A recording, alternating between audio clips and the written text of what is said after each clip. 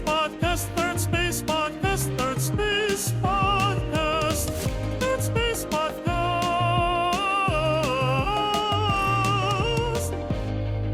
Hello and welcome to the Third Space Podcast, episode number 54, MAID in Manitoba. Moral? I thought it was a good title, alliterative, and so on. I hope you enjoy the humor while it lasts, because in this episode we talk about the sometimes touchy, definitely serious issue of assisted suicide, known as physician-assisted suicide, or alternately medical assistance in dying, or medical aid in dying, MAID. So there are puns all over the place here. It's a Mind Your Morals episode, so we really dig into certain circumstances and situations where I quiz Daniel on whether or not assisted suicide would be moral. He really digs in, and we disagree a little bit. There's some gray areas, and it's not an issue that either of us have considered very heavily, so I thought our conversation was really interesting on the topic. So I hope you will listen, and whether you agree with our takes or not, hopefully you will find it interesting. Enjoy. Third Space Podcast, Third Space Podcast, Third Space Podcast, Third Space Podcast.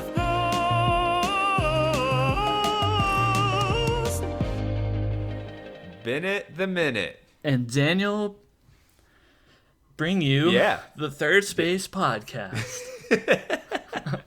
I was thinking about names today. Well, like a lot of words rhyme, and a lot of words are notorious. Some words are notorious for not rhyming, like orange. I think that's one of them that just doesn't have a rhyming counterpart. But then I went through my list today at my roll when I was just taking roll, and I was like, okay, Ryan, crying Ryan, like Grant. I mean, these are easy. You're bringing back coach talent from third grade. Well, it just struck me that a lot of names, Eleanor. It's like you could probably come up with a rhyme, a 3-part rhyme, 3 different words or something with Eleanor. It would take you a second, and like you could do Daniel Cocker Spaniel, Sure. And Bennett and Minute. But like a lot of words just don't rhyme, and I don't know what to think of that. Yeah, they do not. Some words do not rhyme. Well, names in particular are just less rhymey, I think, than your average word. Say that again. What's less rhymey? Just names, like proper nouns, I suppose. Sure, yeah. Well, I mean, there's no reason to think that every word should have a rhyme either. Rhyming is a happy accident in general, right? Yes. Like there's just no. It's just that language is going to be made out of the same letters and sounds, so therefore there's overlap, and that's all rhyming is. Right. I wonder if, I suppose this is obvious and goes without saying, but languages with more phonemes, that's what they're called, I believe, the little parts of sound that make up words. Languages with more of those have more rhymes, or at least they have the potential for more rhymes. I've thought about Or the pleasant. Or would it be the opposite? It would be the opposite. Languages with fewer, because it's more difficult because they overlap. fewer. Because they overlap you have more. to reuse them more. Well, that's why, like Spanish, a lot of their words end in A or O, and Japanese has a very phonetically limited alphabet too, or I guess simplistic or simple is a way to put it. And so the rhymes, there are a lot more rhymes. So I wonder if that changes like songwriters and poets and stuff in other languages. It certainly would change, and then therefore like the connection of ideas that you make, because if you're aiming to rhyme, and you might twist or tweak the meaning, or I even suspect that like idiomatic expressions derive often from the pleasantness of their sound, and therefore like a lot might either rhyme or be close to it, and so then the translations wouldn't make as much sense, so you might have less expressions if you have a less rhymey language. But also, if it's very easy to rhyme, then poetry and songwriting may be less respected because it's easier. Anyone can rhyme everything. Yeah. Whereas in English, maybe it's more difficult, and so poetry is more of a challenge to get the ideas and the emotions and the rhyme and everything.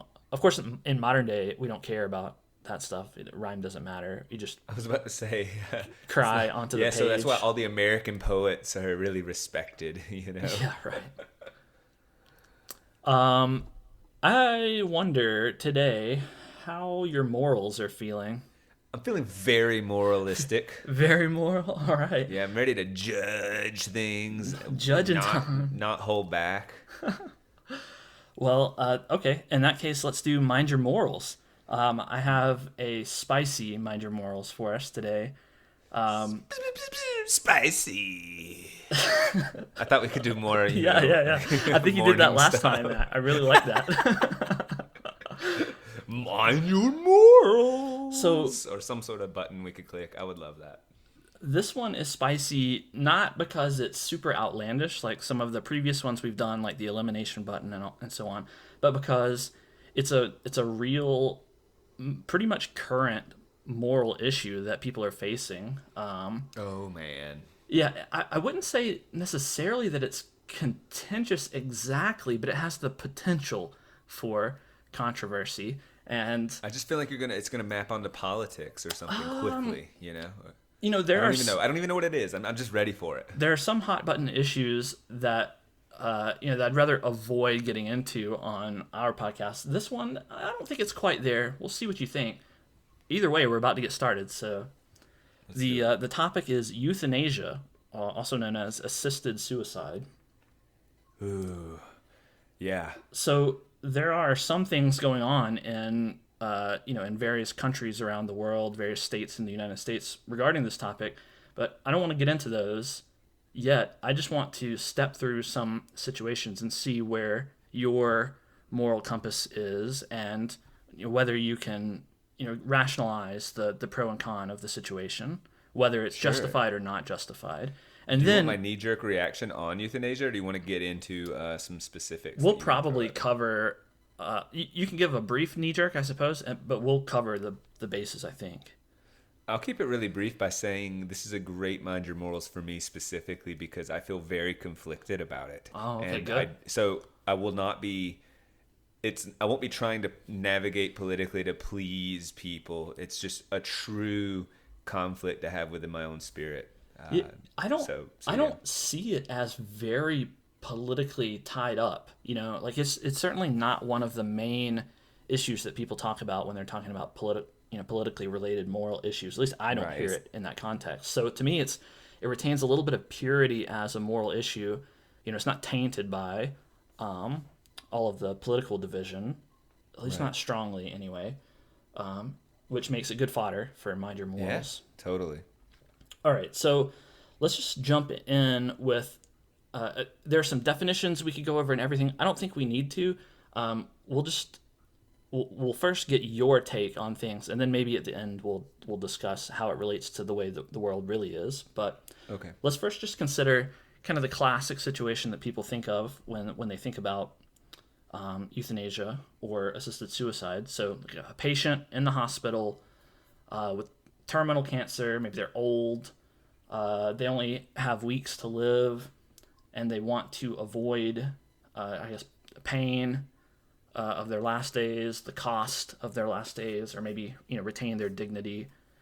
And so the question, is it moral for a doctor to assist suicide, assuming this person is, of sound mind and able to consent? Right. And so I've got a few subcategories as well. But just why don't you take a crack at that situation? What do you think about that? Sure. So, and that was going to be my question. Are they of sound mind? I think it gets sticky when you start to say like they want to alleviate financial burden for the family. That's where I can start to be iffy. But the scenario you said was weeks, so I just take that to mean that they're near death. Yeah. So there's not this long. They might be missing out on potential advancements in scientific technologies that might save them, or that they're not going to have any substantial experiences. And essentially, they're calling it quits on their terms, which I don't see any moral issue with.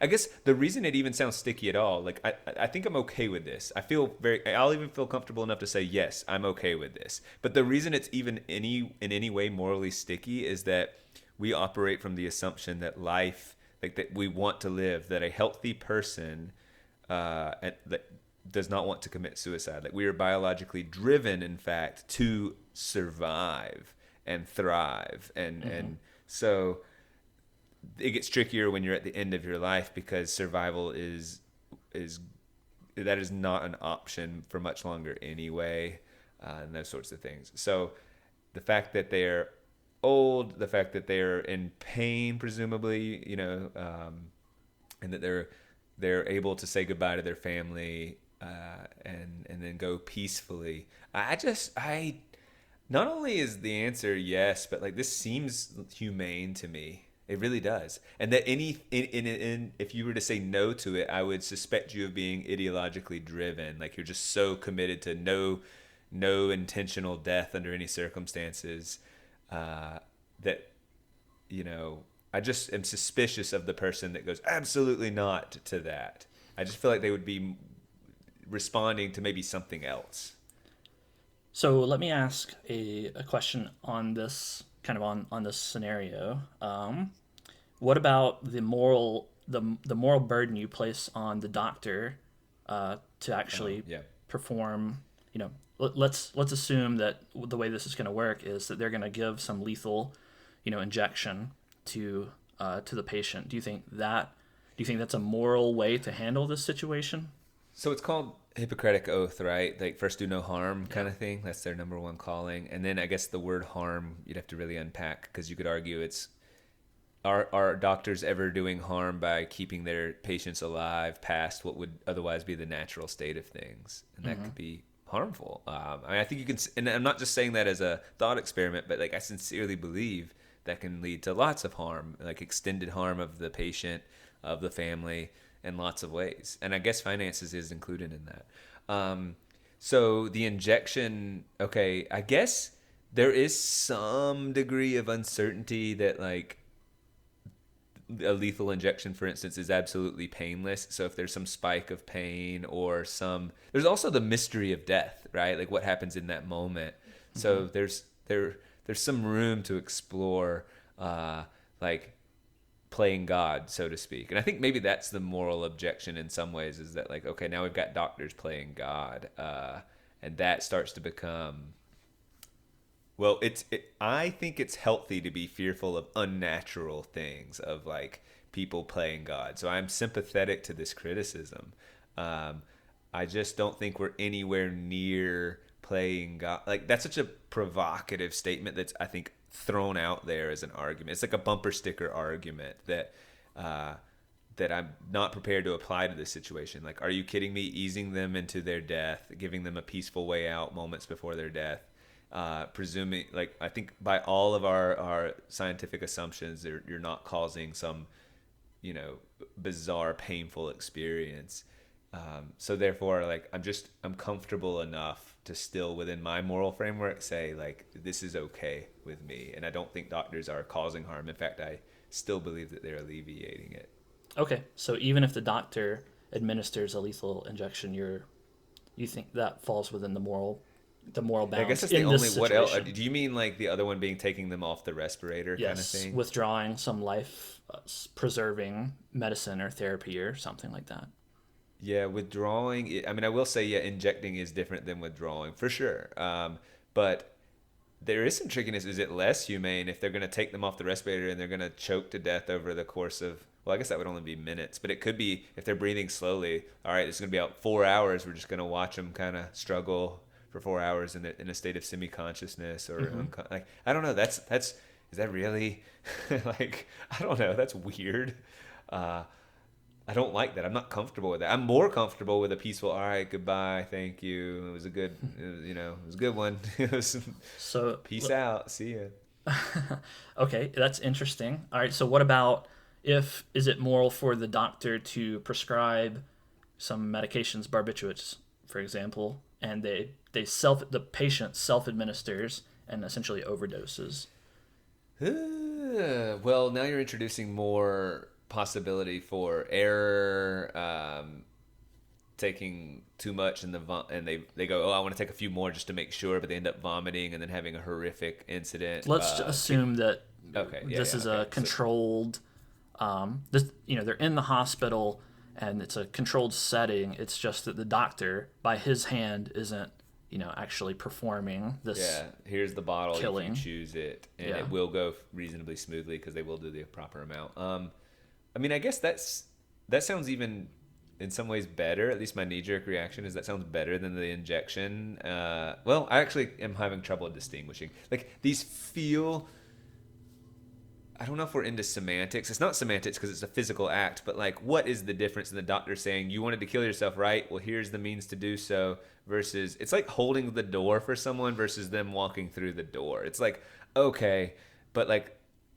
the door holding is not the issue. It's what's on the other side, Like, so I don't see the doctor dropping off a pill bottle versus giving the injection is terribly different. Like, it's controlled conditions. We know what the outcome is. I think you're just posturing, maybe even legally.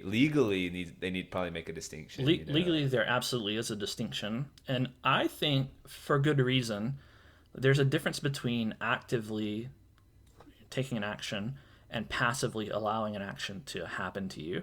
And when you're talking about situations of life and death and of intentionally killing someone, I think you don't lightly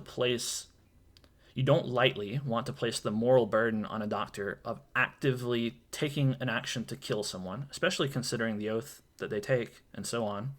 I know some doctors would probably, overlook that, and they would do the gymnastics necessary to make that fall under the harm clause that you mentioned. But there's a big difference between the doctor administering something lethal and allowing the patient.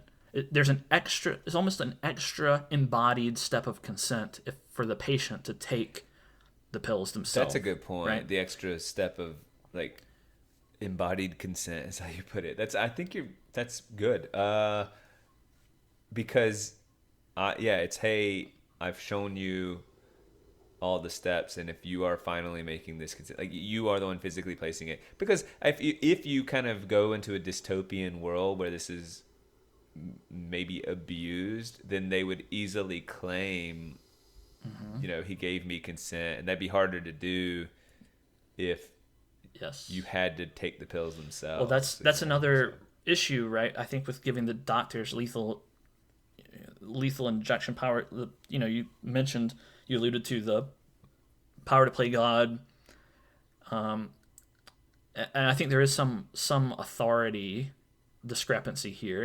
You have a weak and vulnerable patient who's been at the mercy of doctors, if they have a terminal illness, probably for months, if not years, and the doctor's obviously an authority figure with the knowledge of what should happen, presumably, at least the patient is going to see them that way. What will happen. Right. Yeah. And giving them, the power and ability to, end someone's life, it just seems that maybe it's not necessarily immoral, but there's certainly a moral, there's a moral hazard there.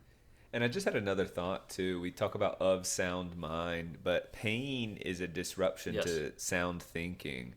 And so you have to be very careful when someone's in pain. The alleviation of that pain takes precedent. It's so immediate, and so that it's hard to say that they are sober. If you're in a lot of pain, you are not sober. You're not soberly thinking and making decisions. So I still stand by the comfort I have in the most gracious scenario that you can paint me of the old person who is dying and in a lot of pain and is ready, and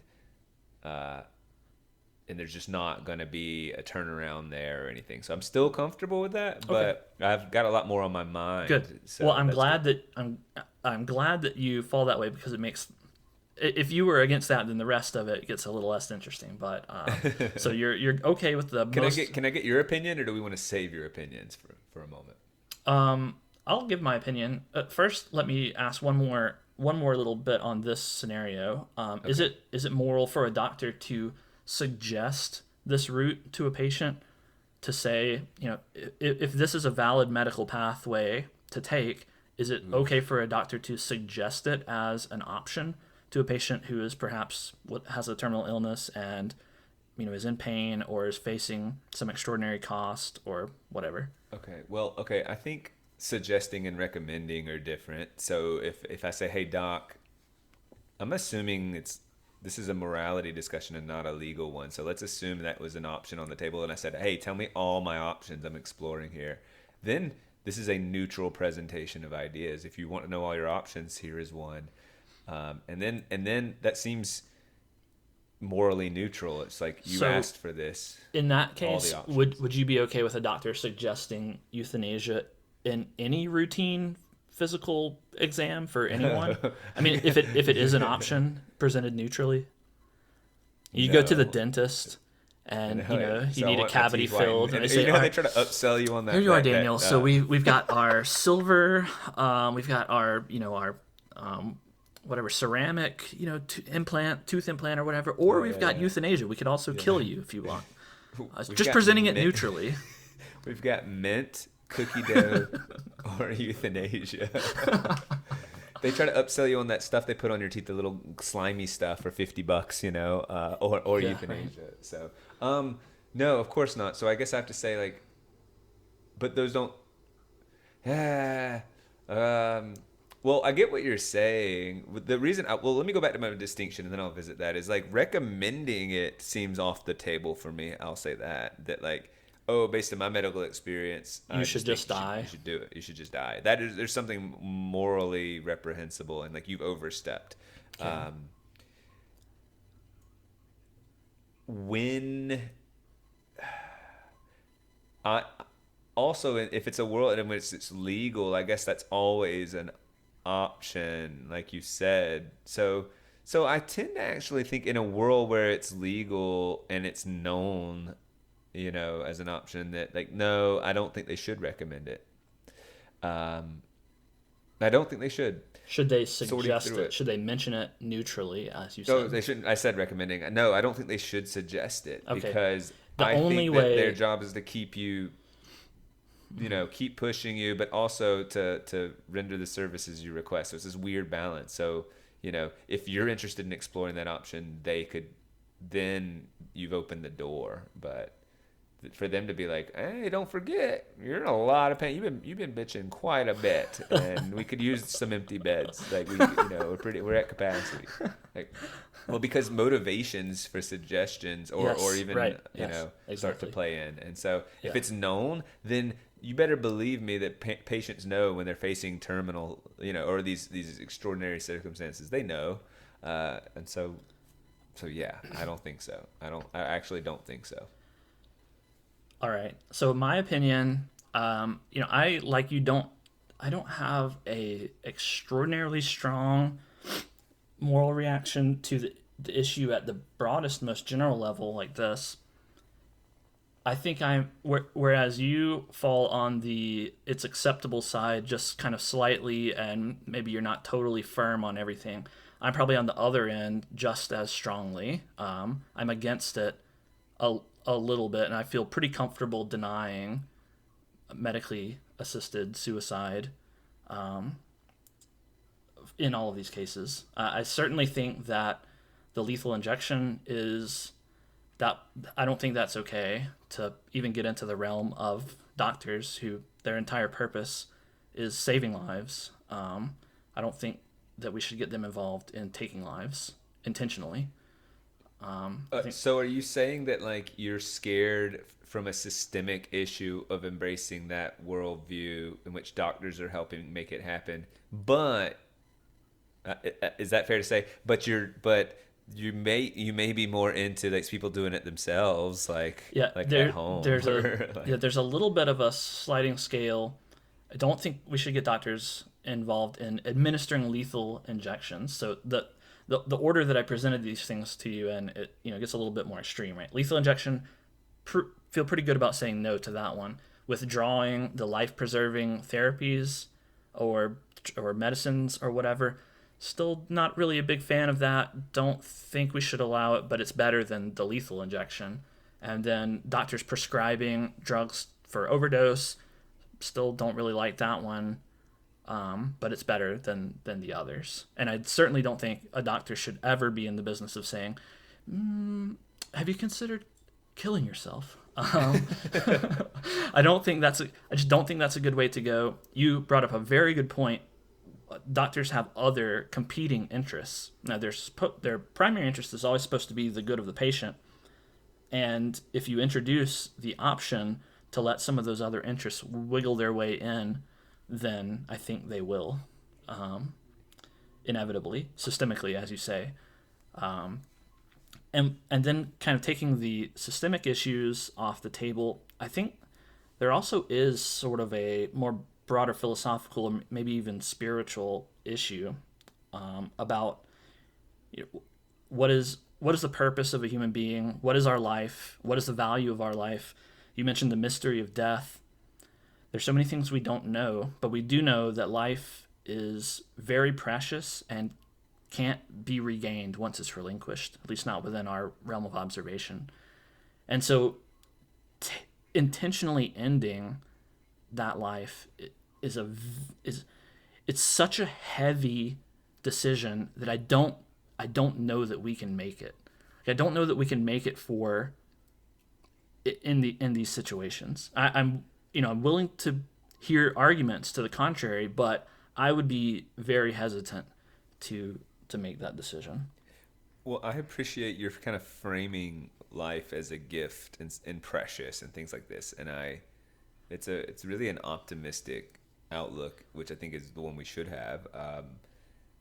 And I think we should bring a lot of this subject should be treated really carefully. It shouldn't be like, I stubbed my toe today. I'd really rather it not hurt.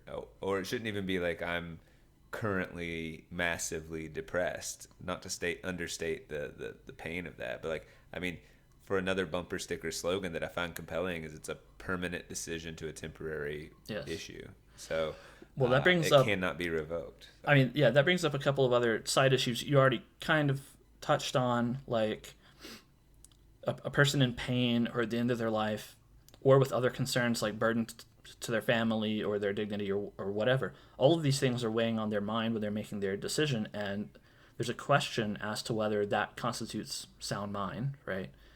And if there's any question whatsoever, then I would be even more hesitant to say, okay, well then suicide sounds like a good option. And on an entirely different topic, sound mind. Gosh, that would be right. I know, right? That eliminates 50% of the population. I'll let you guess which 50%. I just mean, is there a sound mind? At least, and what if someone cleverly defines sound mind to mean wanting to survive, like I was just saying that we are biologically wired to do, then if you are asking for assisted suicide, then you are not of sound mind. Definitionally not of sound mind. Yeah, and I know that's a little word games, but I just something is going on so deeply unpleasant if you're asking for suicide, and if you're in a deeply unpleasant situation, then you're not of sound mind. I don't know, it's very tricky. And the thing you mentioned about permanent, the cliche permanent solution to a temporary problem, even at the end of life, is still a bit apt because your state of mind is transitory. You could feel so distraught and in pain in one moment that you want your life to end, but there's no telling for absolute sure what your state of mind is going to be like, at some time after that. And so, but death is final and instant. And so, there's a hazard in, killing someone or killing yourself to prevent the uncertain future. Do you think it's potentially undignified, that it robs you of dignity? I don't. So, that argument isn't as persuasive to me because everyone dies and no one dies a dignified death, really. That's an important statement. We really don't, do we? It's a lonely exit. It's just you. Even if you're surrounded, you're the only one doing it, and it's not like you're putting it on your Instagram or something. Everyone transforms from a conscious being with a soul to inanimate matter that isn't alive anymore. Everyone does that. And so, I just don't really see that. That's just not a persuasive argument to me. So I don't find that one compelling. Maybe that will change at some point, but I don't really find So that. what do that people compelling. really mean when they say like keep your dignity, like stay alive? Or like, it's a weird social pressure Well, see, I thing. mean, It's I just think it's not just from that angle. Keep your dignity, stay alive. I mean, to me, it's the more common case is I don't want to, go out wheezing and struggling for breath. I want to die with dignity. I want to maintain my dignity and die, via overdose or yeah, assisted dying or whatever. right. Well, I And can so it's enjoy it's my final it's moment with my complex. family. Yeah, yeah. Yeah, You can make it either I mean, way. I think Like, maybe yeah. here's a way to put it. People want to choose the manner in which they die, but to me, that degree of freedom, choosing the manner in which you die, is so small because we would all, if given the choice, we would all choose not to die rather than to die. That's the big choice: do I die or not die? And everyone would choose And that's already not, made. Yeah, not yeah. die, but they can't because we're all, finite beings, and so this is the only small little degree of freedom we have. I guess one perspective would be, okay, well, if that's the only choice they have, we might as well grant it to them, and that's the mercy. And then the other perspective is, this is such a minuscule choice that, given the other issues that we've brought up that weigh against it, this we should neglect this choice. Just a quick side note, you might find this funny. We were talking about spoilers in class and how some people will, if they learn that the main character dies, it's spoil. They're like, oh well, I'm not gonna read it anymore. And I said, well, that's goofy because you don't even know the character. You got to get to know it. And they're like, yeah, but what's the point? And I said, hey, spoiler alert, you all die. Oh I'm no! like, Did they all? why even? Did they all you kill know? themselves? No, I actually said that. Teacher assisted suicide, right there. And I said, obviously, there's a delineation between stories we read and who we are, but like there's also a relationship between them, and like we have things to do that are worthwhile. I was just trying to make the case that you don't only read for plot, that you read for lessons and Yeah. characterization and expanding your world. There's tons of other reasons we read, but that was just a funny spoiler alert, you all die. Let's zip along through some other of these so that we can Yeah. fit in an hour here. So they should be a little easier now that you've kind of pressed out the boundaries of what you think on think on the so. issue. So let's consider another kind of classic case. Now it's a patient in the hospital. They've been in a coma for months. They have no brain activity. Is it okay to pull the plug in that situation? How old are they? 45, and then follow up doesn't matter. Does it matter on On their age. Yeah, I mean, if they were like again deathbed age, it would kind of matter, but it might matter. So I'm uncomfortable going forward with this because the uncertainty of comas. I'm sure you could present me some data that says it's pretty dang certain, but I don't know how certain you'd have to be to just give up on life. Do you know what I mean? Mm-hmm. Like if there's a 1%, if there's a 1% chance they wake up. I guess this is complicated. The reason it's complicated to me morally is that what's in conflict is like some of my principles and some of my like just I guess basic empathy, because if I said there's only a 0.5% chance they ever wake up and they're brain dead and they're all of this, it's like I kind of get it. Like I get why I don't think it's some insane decision, but they can't make the decision first of all if they're in the coma. But let's say it's in their will. Like, hey, if I'd like this to happen. Mm-hmm.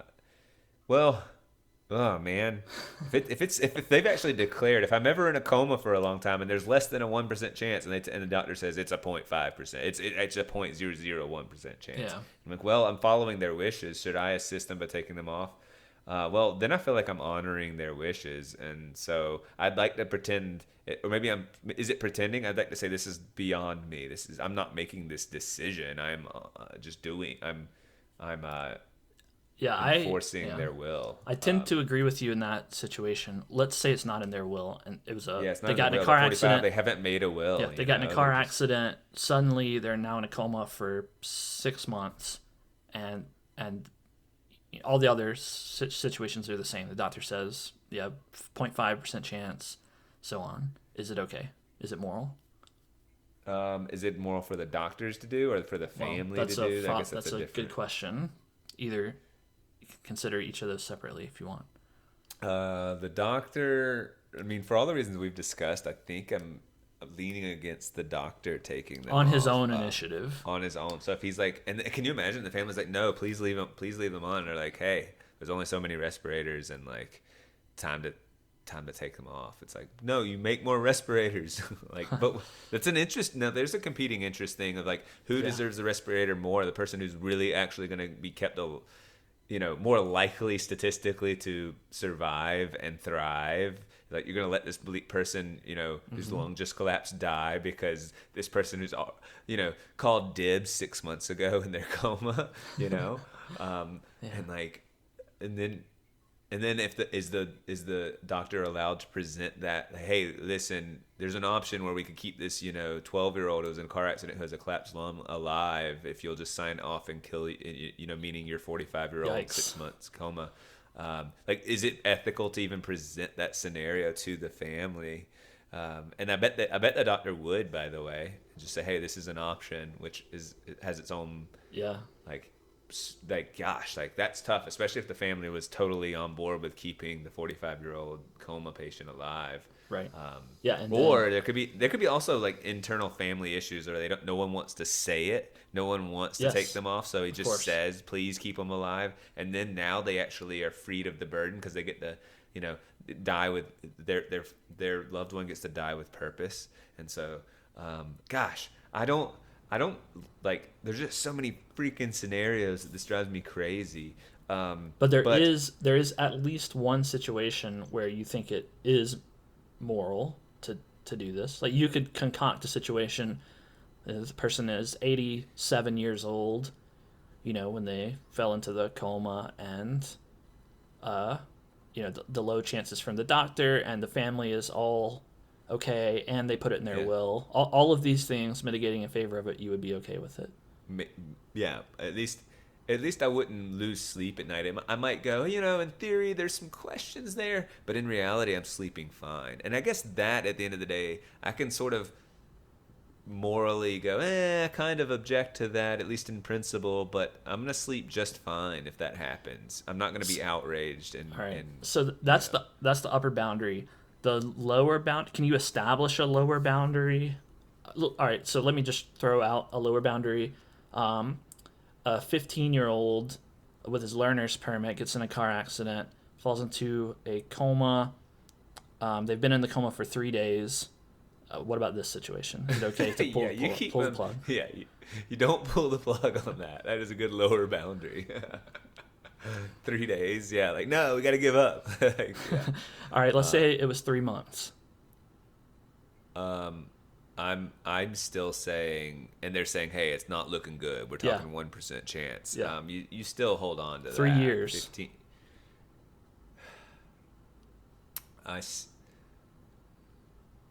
I think this is an interesting. Now you're at this borderline for me where it's responsible for the family to have a conversation and say, hey, it's been 3 years. Is there a date in the future that we would be comfortable opening that dialogue up? Like, that's how you might approach it. So what I'm basically paving the way for is, like, you're getting into where maybe you should have that conversation. Because I am uncomfortable.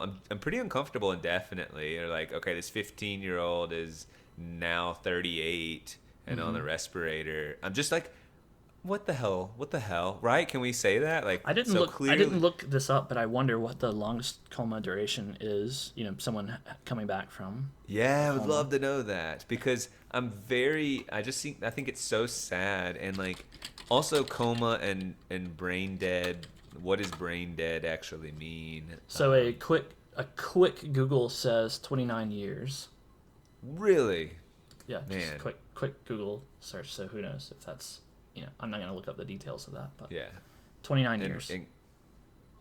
And so are there just some wings in hospitals with like long-term, like, just there's the group of like people 5 years and more, and there's just like a bunch They of probably them, move them to some other facility. Yeah. Yeah, where like it might not even be, it just be people who know equipment more than and like know to rotate the bodies almost, you Yeah, know, to like prevent that. my grandma was unconscious before she had an aneurysm before she died, and she wasn't in the hospital. She got moved to like a long term care facility Okay. when she was on essentially life support. Yeah. Yeah. I guess I really do think okay, you take the 15-year-old 3 years in. I think it's not horrible to say, hey, at what for the family, like I would not think someone's a jerk anyway for saying, hey, like at 5 years will we be comfortable starting to have that conversation? Just be, and so that seems. I mean, I'm really just trying to think about this, and I'm trying as much to make it not a thought experiment. Yeah. Like 3 long years goes by, the family. There's something to be said. Does the family deserve? Do they deserve any closure? I don't know if that's the right word, but it would be such a like there'd be.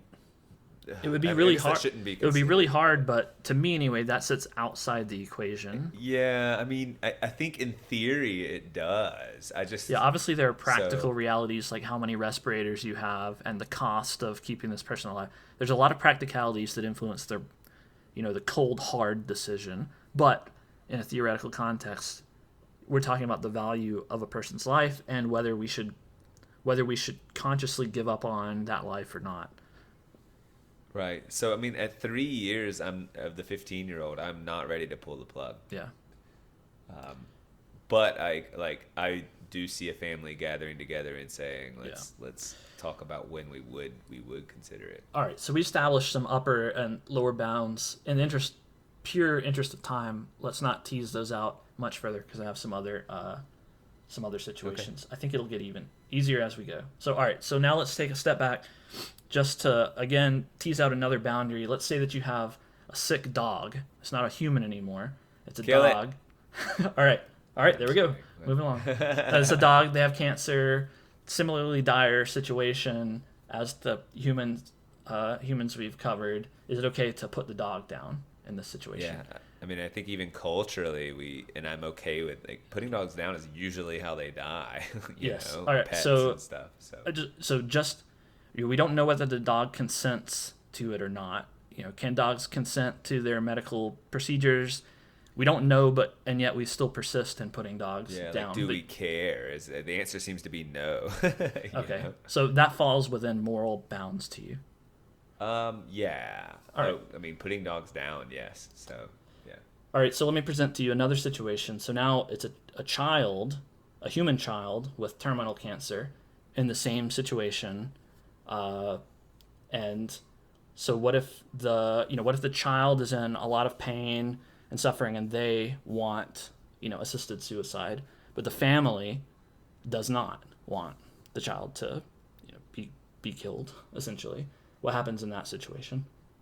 Yeah. Well, I mean, I think the family absolutely is right here. I mean, I think the child's limited perspective for a number of reasons, just cognitively, in the pain, whatever.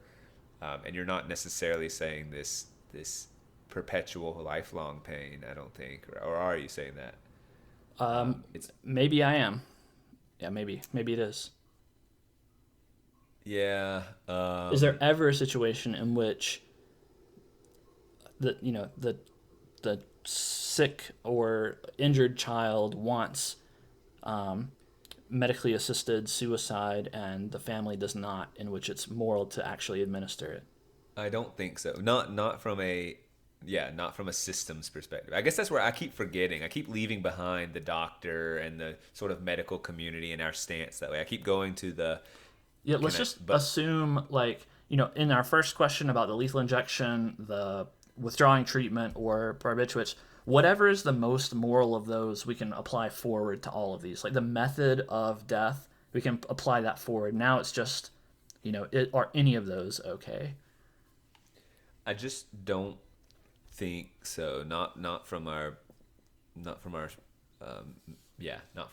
systemic philosophy of how, like, our doctors should behave. Like, they can't go, hey kid, do you you're telling me you want to die, so why don't we just tell your mom and dad to go get some lunch and we'll take care of things? Like, no. Interesting. All right. Let's flip it now, and let's say the child does not want assisted suicide, but the family does. They say, "Listen, you're young. You're young. You're in a lot of pain. We hate seeing you in this much pain. The pain's not going away. You're going to die. We want you to die with dignity." And you're mad at the parents. your brain isn't fully developed yet. Your brain doesn't fully develop until you're 25, so you can't give consent. But we're your guardians, and we can. So I would not love it, but I'd be fascinated if there was ever a scenario like this. And the kid's like, "No, please, mom," and like, "Listen, this is for the best. Like, listen, darling. Like, life isn't as precious as you think." I feel like she has to sound that way. She smokes a lot, works at Waffle House. Like, I don't know. So no, absolutely not. The kid wants to live. The doctor, like, no, and like there's no, yeah. Okay, so all right, so we've covered two of the situations. Obviously, if neither of these are okay, then it's not going to be okay in the case where neither the family nor the child gives consent. But in the case where the child and the family give consent, what about that? Okay, that one's, oh man. So let me try and present an extreme case and see if I would, that where the kid is going to die or like has been predicted to die based on whatever the knowledge of this disease is, like has a 98% chance of death within the year. Oh geez. I mean, this is one of those scenarios where I don't want our laws to say yes. I would vote against it. And then I'm okay if the family and the kid somehow I don't know that like some doctor, is it Dr. Kevorkian, the famous Yes. They call in someone who's going against the rules kind of thing. Is that what he's, I mean, and like that feels, I don't think this guy is the devil necessarily. We could question it, but I'm glad it's outside of our legal bounds. But I feel like I'm dodging the question by going, I know what I want to keep legal and not legal, and that's simple and clean to me. So I can tell you definitively, no, I don't want the system to say it's okay. Morally, the kid's ready to go. Statistically, he's gonna go anyways. It's not a pain. The family it honors the kid, and then a doctor, skirting the system, is willing to take that risk, and they quietly do it off the record. Like, how do I personally feel about that? I feel freaking sad, and like, you know what? I like, as someone outside that situation, I go like, well, like gosh, I can't actually comprehend. I can only do a thought experiment of how devastating it would be. But assuming it's ultra devastating, and they're just trying to make their way, I don't feel pissed at them or angry. I just feel sad, and I feel like, I mean, y'all made a decision, and like, I'm glad I'm not in that one. Like, I'm so scared to even say what I think, not because I don't have a thought, because I just don't know what I would be like in that situation. Yeah, I mean, that's fair enough. So I'd like to think I would not want my kid, I would not want to honor it, and I would like beg the kid. But like, presumably, let's say it's been a year and it just keeps getting worse and worse, and they're like weeks away, and they're like, please, and like, okay, let's have one last cheese dip or whatever, like having a good, and bring in Dr. K. So, well, I'm assuming my kid loves cheese dip in this scenario, so it wasn't just for me. Yeah. So the Netherlands and Belgium are two countries that controversially allow assisted suicide for children. I think the Netherlands recently changed one of their laws within the last few years, and Belgium also within the last, I think, 15 years or so. It's a modern development in first world nations to allow assisted suicide, and certainly for children. Because I give serious pause at that and tend to be like, that's not a good thing. I would like to also know, it would alarm me if like, oh yeah, the first year we did 2, but by year 5 we were up to 75, and then by year 10 we're at 10,000, baby. Yeah. Like that would scare me, because in theory, I get that year 1 might be different, but it should absolutely level out by year 2 or 3, and like we should be at like a hopeful. I don't be curious if you had the numbers, but like God, it's heartbreaking whatever the numbers are, honestly. But Sure. that's just because there's pain in the world. But I would hope that the numbers would be like, listen, it's legal and it does tick a lot of people off, but if you look at the numbers, it's 3. It's 3. Because of these extraordinary circumstances that would kind of tug on anyone's heartstrings, where they would go, well, I'm not for it, but, Right. you know. And I would hope that it would stay within those bounds. I just guess that you're opening the door legally, though, that the fear is any law that becomes legal, then it just creeps. Like, Yes. the creep is real.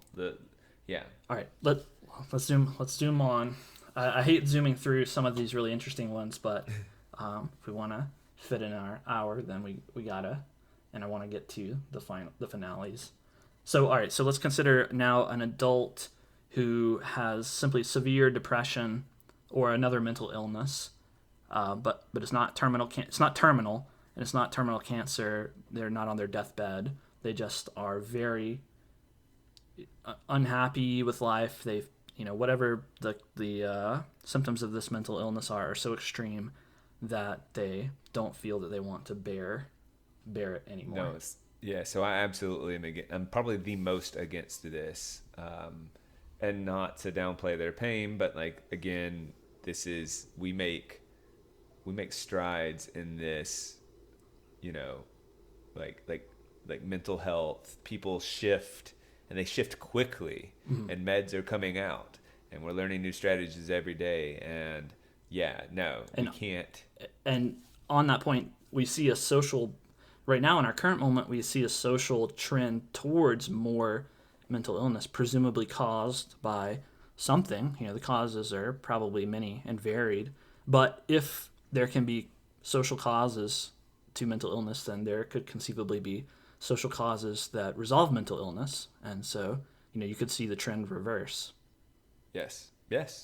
I mean, yeah. So like mental illness and society or being social are like so intertwined because relationships are mental. Like even my relationship with you, it's not physical. Well, I mean, to some extent, on special Yeah. occasions. No, it's very special occasions. It's very physical. But anyway, I do think you're totally right on that point, and I'm deeply uncomfortable. So even if the person had a thorough psychiatric evaluation from 2 doctors, they gave their full informed consent, there was a waiting period, whatever other stipulations, all of these stipulations. You're just all not that even was in close place. to convincing Okay. me. Yeah. All right. All right, let me just tack on a couple of things quickly. Let's say it is not medically assisted suicide. Is it a person in this situation, is it moral for them on their own to commit suicide? I don't think so. And this is why you speak to families. I watched a documentary called The Bridge. It's about the Golden Gate Bridge, which is the #1 suicide spot in the world. And Right. They set a camera up controversially. So there's like 12 deaths a year or so, 12 to 16. And so they caught them. And what the documentary did well was it didn't try to shy away. I'd like to go back and watch it. I mean, this was like 2008 or something. But it didn't shy away from the pain, the ripple effect of suicide and the pain it caused families and the frustration and even anger sometimes that they had. Now, I know, like, you can get into, like, is it selfish or not? And, like, it's obviously selfish, first of all. But also, we don't even know the depths of their pain. So it's true that there's a disconnect.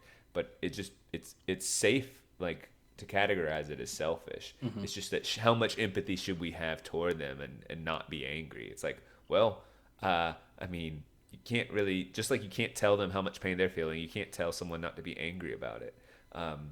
So given that it's robbing other people experiences of the relationship, it's just morally not tenable. It's just not. But like, I'm not on a crusade to, like, I don't think like you could start an anti-suicide pain and logic them out of it. Like, I think that's just something you're going to deal with as a society. It's just that if you see the numbers creep up, you got to ask yourself, what values are we? Yeah, why is this happening? Yeah. What are we endorsing, and why are these the consequences?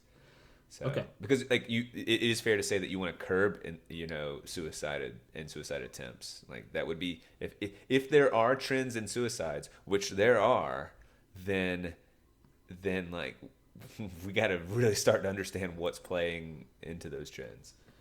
All right, so these next few ought to be easy given your stance there. So, all right, an adult, is it moral to administer medically assisted suicide to an adult who believes that they are a divine being who will reincarnate into a new, better person after they die? Yeah, no. I mean, I don't even think I need to say more. No, but I mean, that's a fun scenario. No, it's Yeah. not fun. I don't. It's just like Yeah, I like they'll be that a you more came up with that. better person reincarnated. So, yeah, I mean, if we would probably classify this under the mental illness Of course, category, yeah. and so for all the same reasons. All right, so what about a homeless person? Maybe their mental state notwithstanding, they're poor, destitute, they don't have a good life. Maybe they are engaged in some criminal or drug activity.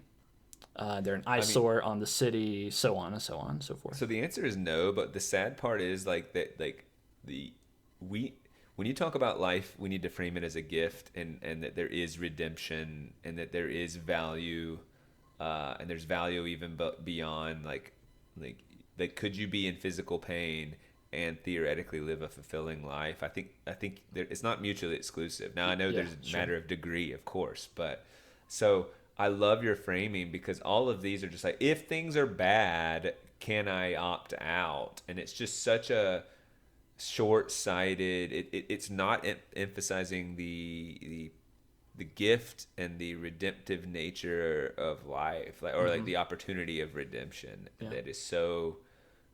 I mean, like, that should just be a fundamentally part of our culture, our worldview. Like anyone who's healthy, and I say healthy in the biggest, like whatever cultural sense you can be, like they're going to be like really interested in promoting. I'm just stuck on this idea of redemption, Yeah. But like that's power because there will be down people. It's not something like everyone be happy. No. Like you emphasize redemption. Like we're going to make mistakes or we're going to be down or we're going to be sad or like life is chaos and terrible and lots of things, but there is also like redemption, and to emphasize that is like what we need to do. Right, yeah, there's a reason to hang on. Yeah. All right, what about a prisoner sentenced to life in prison? Let's say that they are 60 years old and they're sentenced to a 20-year sentence or whatever. It's a provocative statement to say something like it's bizarre. Like, is it bizarre? So someone commits a crime and then now we're just going to keep them in the cage forever. And like, what kind of life is that? What kind of life is that? And I'd say you can still find value if they're allowed to socialize. Let's say that like, if they were just supposed to be in what is it called, individual confinement or not? Isolation. Solitary. Yeah. Solitary. Solitary. And isolation. Solidarity. Solitary confinement. And then like I would say you're in this sort of cruel and unusual. I don't think we position, even do that. But no. Not in the So US anyway. so if you are like able to read books and socialize and even and there's too many reasons for you to just, we're not literally locking you in a cell and never ever letting you out and not letting you talk to anyone, so Right. there is a quality of life, so I'm not buying So it. even So, if no, this yeah. person is a heinous serial murderer, they're they have a life sentence, they're never getting out of jail, the evidence is beyond doubt, so there's no chance they were innocent, they admit their guilt, and they want to die, and they say, please, I don't want to stay in prison for the rest of my life, I would rather just have lethal injection, I'd rather you just execute me. It's immoral for us to carry out that wish. I think so.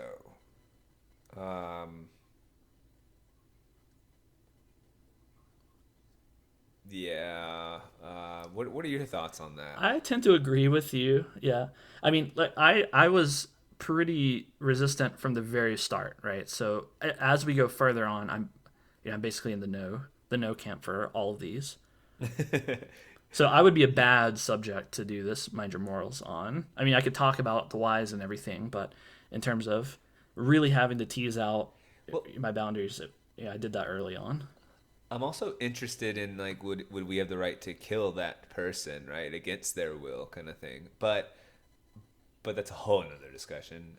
Well, I mean that's an interesting question, right? Because we do have capital punishment in the United States and many places in the world, and we deem that if a person commits an egregious crime and they're judged by, a jury of their peers and sentenced and so on, we can execute them. We obviously consider that within our moral bounds.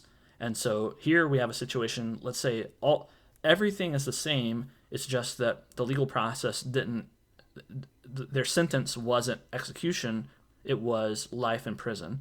Maybe they live just across the state boundary between a state that allows capital punishment and one that doesn't. And so they're on the other end. They say, oh, why couldn't I have committed the crime a few miles elsewhere? Because then I would be able to be executed and I wouldn't have to live in this terrible, Right. terrible life. And if we consider it within our moral bounds to kill someone with all of these same circumstances, why should we not, if they agree to it? That seems like one step closer to being a moral thing to do, doesn't it? Or is part of their I mean, punishment that they have to suffer life? I know, but that's that maybe that is. Maybe that's the like, hey, you committed these crimes and now you got to do the time. Like you actually have to do the time. Maybe so. And I'm wondering, are you consistent with like capital punishment views and then views on euthanasia? Like, is there some overlap? Do you have to be against capital punishment if you're making all these cases about like life and it's precious and it's a gift I and think like that's probably an area that most people haven't thought about. yeah, but we really arrived We've got there, there, yeah. and it's hard for me to say that it seems inconsistent to say sure I'm pro like capital punishment if they did something really heinous, but and I mean, I think I'm an anti euthanasia, like those seem in some ways I mean, excuse me, I'm pro euthanasia and well, oh man, it's just like it's dizzying. yeah, I mean, For I me. am generally against the euthanasia scenarios that we're presenting, Yeah, and I'm generally pro capital punishment. right. Is that hypocrisy? That's I the don't way I want I to. don't think it's hypocrisy because in the capital punishment scenario, it's punishment. Yeah, Innocent human it's life versus yeah, not innocent human life. That's the right. major That's the distinction. major distinction. And actually, the trickiest thing that we've thought of this entire episode is what we just talked through. The person who is on, who has a life sentence in prison was just across the state line, wants to die, and is it moral for us to, accede to that, given that they killed a bunch of people and are, a heinous, unrepentant criminal Because and so on? it would be still morally just in some ways, yeah, to rob them because they're not innocent. So you're like Right. free morally there. Well, yeah, right. But actually, I think you presented the answer to that, which is the our legal system is set up such that the verdict rendered by the jury and then the judge, that is justice. That's how we morally that's how we make it morally okay, is that the civil authority is the one passing down the sentence. It's not by a mob or anything else. It's the civil authority that we've imbued with this moral authority. And so to countermand that, that's where it becomes immoral. So whether they decide life in prison or capital punishment, that's the decision. And to countermand that, that's when it becomes immoral. Do you think as we kind of wind down that we're intertwining legality and morality? It's hard. Well, it's hard not to. We are, but yeah, it's hard not I guess to. I just because I don't like this idea of what's legal is moral and what's illegal is immoral. Obviously, that's oversimplistic thinking. Well, It's like, what do we want to be legal? Well, we want to be legal. What is moral? yes. That's for sure.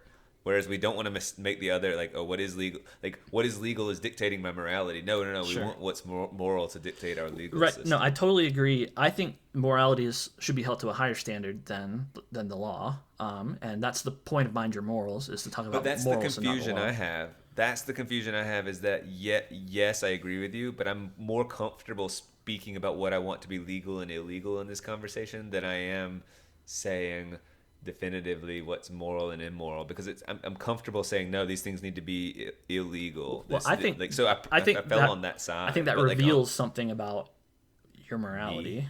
Yeah, whether you're willing to that admit I'm it or not. wishy-washy. Yeah. Well, just that. Is that the Well, I mean, I just think that if you're saying something, I mean, no, I get what you're saying. There's a distinction there, and it's easier. It's easier in some sense to say let the law decide than it is to take the responsibility of deciding it here on the spot hypothetically, you know. So no, even if I were that. writing the laws, I mean, I will say, like, we should write it in the laws. Euthanasia should not be endorsed for all the scenarios, and that was most of them, right? All the scenarios I articulated, like, Yeah. or that I said. So I'm comfortable writing that into law. And then again, the Dr. K scenario, I'm also on a personal level, at least way more gray area about, like, do I judge that family, and do I think the law should, like, catch them and pin them against the wall and really prosecute them to the fullest extent, kind of thing. It's like, well, like, or do you know, and the answer would have to be yes if you're going to say it should be the law. But I don't know, I just feel a little more gray area there in some of those scenarios. So. Let me wrap up with two more quick, very quick, I suspect, scenarios, and then I want to give you some real world factoids, and then we can wrap up. So, all right, so let's consider: is it moral a person whose loving spouse just passed away suddenly?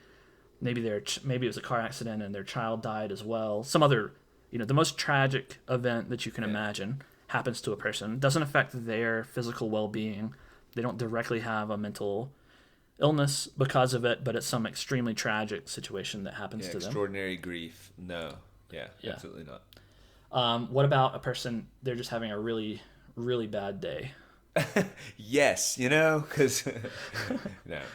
All right, so that's all the scenarios that I had for you, but I want to blow your mind with with how it really is, and I may not blow your mind, but to me, I found it somewhat shocking. So, voluntary active euthanasia is when the doctor administers a lethal injection. That is illegal everywhere in the United States. That can't be done. Okay. Non-voluntary euthanasia is a physician, a doctor, ending the patient's life without their consent when they're in a coma or close to death or whatever. That's illegal everywhere in the world, so you can't do that. Yeah.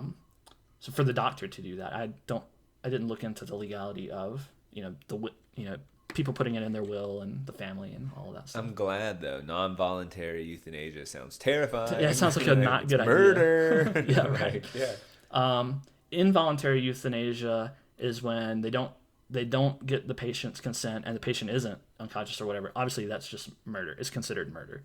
Yeah. And then there's assisted suicide, which has in recent years come under the euphemism medical aid in dying. This is where the politics starts to enter in.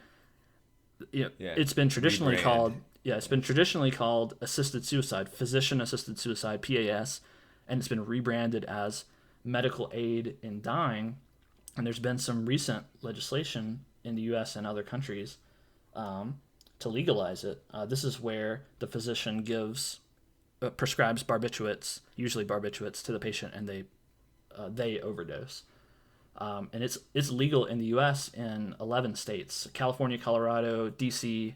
jurisdictions, I should say, Hawaii, Montana, Maine, New Jersey, New Mexico, Oregon, Vermont, and Washington. So kind of spread around a little bit. Yeah, a little. So it's legal in the U.S. And then what I found kind of shocking, last year in Oregon, it was ruled unconstitutional to refuse assisted suicide to people from other states who traveled to Oregon to die via assisted suicide.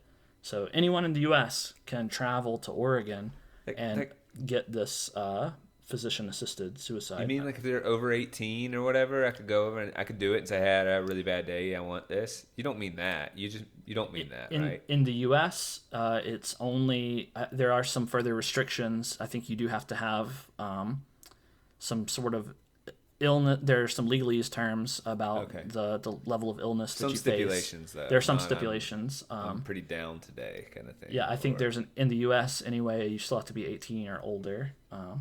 But here's the most insane, the absolutely most insane one I could find. And it's our neighbors to the north in Canada, America's Hat. You may have even seen some headlines about this. That's kind of what sparked me to think about this topic, is that they've implemented some kind of insane laws. Like, they now have it. You don't have to have a fatal or terminal condition. You can just have a mental illness. You just have to have the desire to have to commit suicide, and they will. There are some other stipulations about you have to get an approval from like 2 doctors, and there's a 90-day waiting period or something. 2 doctors. There are What? some Like, there are some little stipulations like that I didn't go read the bills. yeah, and kind of like everything. to smoke marijuana, you had to get a card and to make it Sure. really legit. Yeah, Yeah. It's like that. But they do have that in place. In fact, they passed that law in 2021, and it was I'm supposed to shaking my head, to go into effect in March of this year, but there was so much controversy about it that it's now delayed for another year until it goes into effect, for them to, I guess, consider it further or whatever. But you asked about numbers, and in 2021 in Canada, more than 10,000 people died by euthanasia. That's 3.3% of all deaths in Canada. Wow. Which, Wow. that's just, to me, that's insane, Wow. right? Like, for something, I don't think about suicide very much, and I certainly don't think about assisted suicide that much. But to think that high of a number in Canada are just people saying, "Yep, I've had enough," for whatever reason. Presumably, since this law about mental illness hasn't gone into effect yet, then a lot of these people were terminally ill or whatever, or in pain. I'd really like to know the average age too. That kind Sure. of thing would make me feel better to learn that, they're 86 or something, But Sure. But still, I'm looking for a reason to feel better because it's such an upsetting number. But I just want to hammer home the absurdity of this. Like, you don't have to have a fatal or terminal condition. You can have a mental illness of whatever flavor. Pick your flavor. There's a lot of popular ones right now. And Yeah. you can just, in Canada, say, I feel dispossessed. Please, please, right. Please me. end me. I want to, and you can do it. Doctors will do it for you. You essentially can say, I desire. I mean, wouldn't even desiring it could suggest that you do have a mental illness, Yeah. I think that it's a short-sighted view on mental illness do and too. mental health. And I think it's this suggestion, because I think that their argument would go something like this. Is like, listen, Bennett, listen, Daniel, you think there's going to be people running to the suicide shop saying, please kill me. That you're ridiculous. It's not like this is going to increase the number. These are people that are already going to find ways, and we're just going to do it safely. It's not like this. Well, you're not going to create trends. That's the and it's like, argument. you are short-sighted. You are foolish if you don't see the connection between society and suicide. like that is real. Well, the reason people are depressed, anyway. Let me ask a final provocative, cynical question. So, in the same way that a person like me might say that we shouldn't educate students who don't want to be there,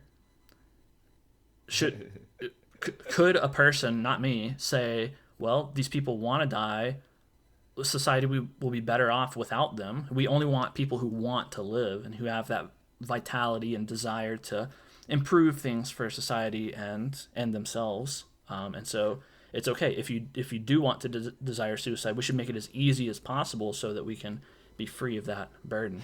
I mean, I feel terrible even making an argument. Yeah. I disagree with that so strongly, but that is an resembles argument. Sort of like if you commit crime, so you're done. We're done. There's no redemption here. There's no thought of this. So right. it's just like, screw all those who are a little weird, different, or even crime, like commit crimes. Like, you are done. Like, so it's like it's master race type ideas of Sure. we're gonna be the best and we're gonna eliminate anyone weak and Right. like, no, like that is so short-sighted. So like it does have this dystopian flair to it of let them let them commit suicide, and like let's do a complete like just send all the criminals to Australia, like all the world's through the criminals, wormhole. and like through the wormhole. Yeah, it's like this will solve all our problems, but we kind of know that it won't. Like it's just that's so.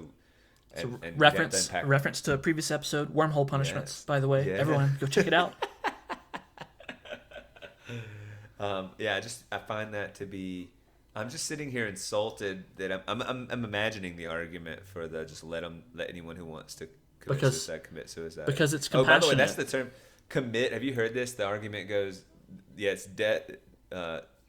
Medical death aid by and dying. suicide. Oh, Well, but death by suicide Oh. too. That's also because committing is associated with like what do you commit? You Crime. commit crime and that kind of thing. oh, It's like jeez. at least they're not trying to get rid of the word suicide, and I do find, but like it's just a phrase Well, we use, they and are. I do not associate committing, and I mean you commit yourself to a partner, you commit to a goal, like you do commit crimes as well, but like that's so. Well, that's the same as the use of the word alien, right? Like, people feel uncomfortable applying that to 'cause it's people from other dehumanizing, countries, it's like but it's not. yeah. That's the word. Well, that's the word you use. So commit, people feel uncomfortable because that's what you use to describe crimes. But that's the word. So Yeah, you can also say you do a crime, or you know, like death by suicide is like, all right, I maybe I should care linguistically, but I would care if you got rid of the word suicide. That's why physician-assisted suicide, it's more offensive to change it to, what'd you say? medical aid in dying. Medical aid in dying is gross because it's not a little unclear. It's what's almost happening, Orwellian. Like, yeah. I find that it feels much more Orwellian. a little odd to call it that. Very strange to me. So Yeah, you're just performing microaggressions now when you say medically assisted suicide. Like you just really like hit the S, and offend Yeah. people. So that was fun. That was a fun, Yeah. bright, cheery podcast. But I find it a very fascinating issue. So I thought it would be good to. I think I thought we did a good job getting all of our thoughts in. And we're these not issues. totally in. Well, we're mostly in lockstep. We usually are, but like Pretty close. I think there's some gray. I mean, I don't know. It's just me. It's kind of typical me being just like, oh man, it sucks for some of these people Sure. in these border cases. That like, so I don't even know if that means I'm morally gray or if I'm just like empathetic and like go, I don't know. It's not me being lazy either. Sure, I promise sure. you. Like, it's just like I just think it's difficult. Well, I mean, okay. that's one of the caveats of mind your morals is that, obviously these are hypothetical situations that we are not in. And I always, people try to spring hypothetical questions on you all the time. And I always say, hypothetically, my answer would be so and so and so. Yes. Because, well, I'm not in the situation and you're asking me a hypothetical. And I reserve the right to change my answer if that situation actually comes to pass. It's also important to hypothesize and do hypothetical experiments. Like Yeah, if someone were to say, well, absolutely. you're not in that situation, so you can't speculate. It's like, no, what it No, means no, to no. be human is to That's right, sort of exactly. consider. That's and part of hypothesize. what distinguishes us from animals is our ability to consider situations that we haven't encountered yet And and it have those increases as our models. humanity in doing so. Yeah, it Like, we does. should be increasing it, and not. If you were to say you can't speculate, then like you're just not going to have very many thoughts in general. Yeah, and I mean, it could and has been the subject of other podcasts, but the ability to do that across boundaries of race, sex, age, whatever, put yourself in someone else's shoes, that is the concept of empathy and or sympathy, and it increases our humanity, doesn't decrease it. So Yep. Good point to end on. yep, that's the end. Do. Over. Suicide. Suicide.